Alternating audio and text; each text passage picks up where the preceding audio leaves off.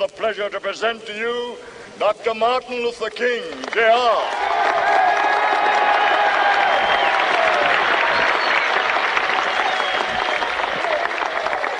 I am happy to join with you today in what will go down in history as the greatest demonstration for freedom in the history of our nation.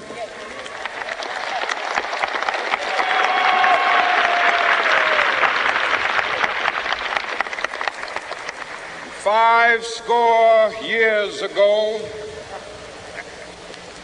a great American in whose symbolic shadow we stand today signed the Emancipation Proclamation.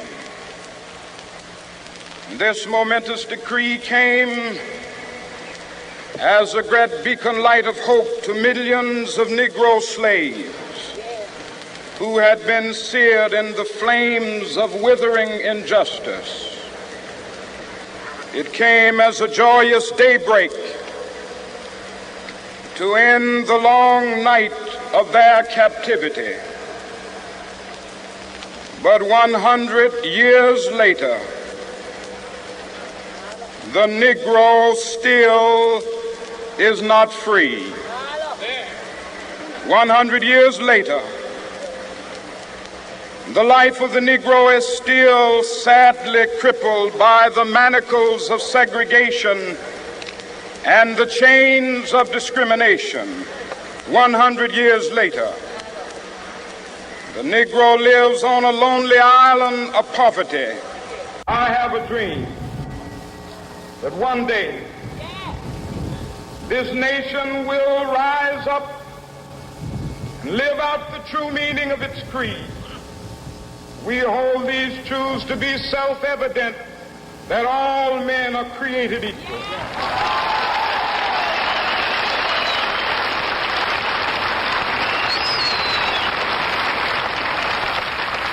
I have a dream that one day on the red hills of Georgia, sons of former slaves and the sons of former slave owners will they be able to sit down together at the table of brotherhood. I have a dream that one day,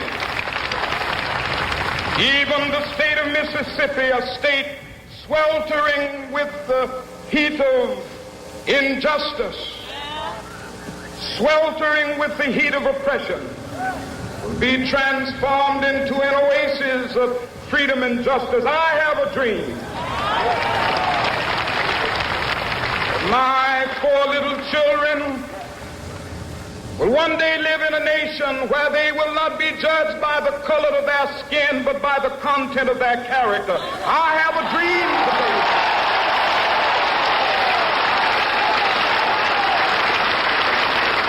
I have a dream that one day, down in Alabama with its vicious racists, with its governor having his lips dripping with the words of interposition and nullification. One day right there in Alabama, little black boys and black girls will be able to join hands with little white boys and white girls as sisters and brothers. I have a dream today.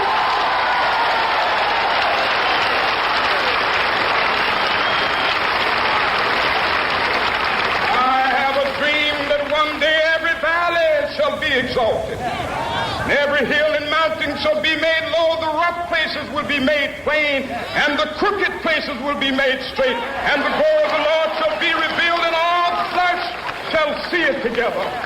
This is our hope. This is the faith that I go back to the South with. With this faith, we will be able to hew out of the mountain of despair a stone of hope. With this faith, we will be able to transform the jangling discords of our nation into a beautiful symphony of brotherhood.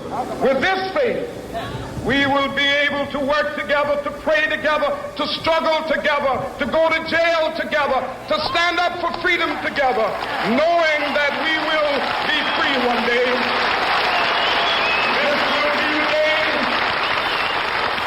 This will be the day when all of God